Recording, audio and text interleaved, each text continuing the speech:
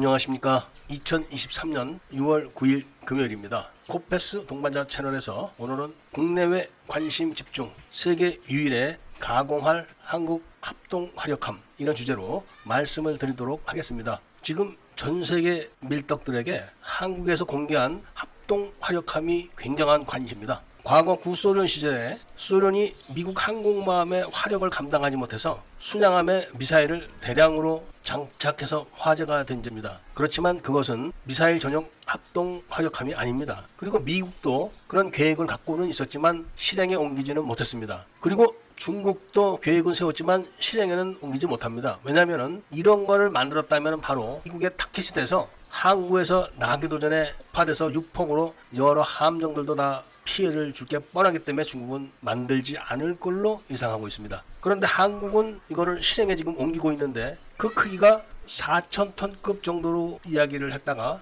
발표를 할 때는 지금 8,000톤급으로 이야기를 하고 있습니다. 그러니까 크기만 해도 세종대왕급을 넘어서는 그런 크기입니다. 보도에 따르면은 길이만 150m 정도 되고 폭이 20여 m라고 합니다. 여기에 KVLS까지 포함해서 약 80셀 이상이 탑재가 된다고 합니다. 어마어마한 겁니다. 그리고 예정에 없던 에이사 레이더를 장착해가지고 자체 방공망을 갖도록 사양을 변경했습니다. 그리고 대잠 능력도 강화한 다음에 당연히 통상적인 CBS 장착까지 했습니다. 이런 합동 화력함을 앞으로 5년 내에 건조를 해서 결과물을 내놓겠다 이렇게 발표를 했고, 그리고 앞으로 2030년대까지 합동 화력하면서 사용할 수 있는 해군용 미사일을 개발을 끝내겠다 이런 발표를 한 겁니다. 그러니까 지금 합동 화력함이 완성이 된다고 해도 당장 육군용 미사일을 갖다가 사용하지는 않겠다는 겁니다. 그렇지만 이미 개발되어 있는 현무 시리즈들을 다 사용할 걸로 보이는데 거기에는 장거리 순항미사일도 있고 탄도탄도 있습니다. 그리고 CG를 볼 것 같으면은 소형 정찰 위성을 발사할 수 있는 위성 발사체도 탑재가 가능한 걸로 보입니다. 미국 미사일 시스템 리스트를 보면은 트라이턴급과 미니트맨급이 있는데 이게 다 합동 화력함에서 발사가 가능하도록 하겠다는 겁니다. 탄도탄은 사일로를 옆으로 뉘었다가 발사할 때 세워서 발사하는 방식으로 운영을 할 걸로 예상됩니다.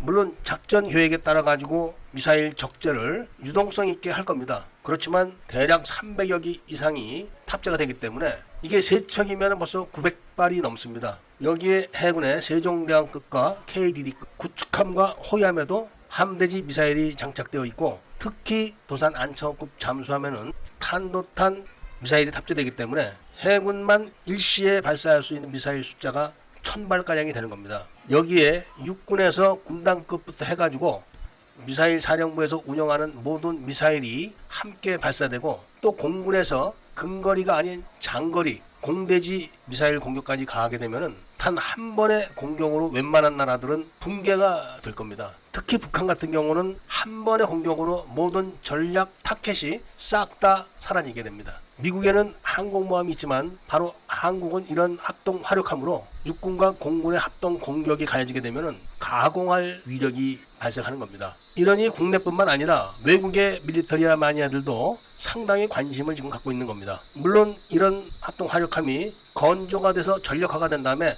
여러 번 훈련을 거쳐가지고 전술이 개발될 겁니다. 어떻게 운영을 해야지 안전하고 어떻게 공격을 해야지 위력이 클까, 이런 것들을 전부 다 훈련을 통해서 확인하겠죠. 거기다가 소형 정찰 위성을 탑재한 그런 위성 발사체를 발사할 수 있게 한다니까 군사 위성들은 필리핀 근처까지 가서 발사를 해가지고 시간과 비용을 단축시킬 수도 있을 겁니다. 이런 사례가 아직까지는 해외에서도 없었습니다. 물론 한국도 그런 계획이 있는 것이지 하겠다 이런 것뿐이죠. 아직은. 물론 합동 화력함이 한번 공격을 받아서 격침되게 되면은 상당히 부담이 크다 이렇게 해서 반대하는 의견도 없지는 않습니다. 그렇지만 우리나라 해군이 보유하게 될 합동 화력함은 주변 국가들을 상대하는 것이기 때문에 멀리 원양 작전을 뛰는 것도 아니고 섬이 많은 남해나 서해 다도해에 원신에서 작전을 하기 때문에 그렇게 큰 위험은 없다고 할 수도 있는 겁니다. 그렇지만 적의 입장에서는 육군의 지상 목표물과 바다의 해상 목표물이 또 등장하게 되니까 더 부담을 갖게 되는 겁니다. 이번 발표로 합동 화력함은 대형 미사일까지 발사가 가능하다는 사실을 확인시켜줬다는 말씀을 드리면서 오늘 이야기를 마치고자 합니다.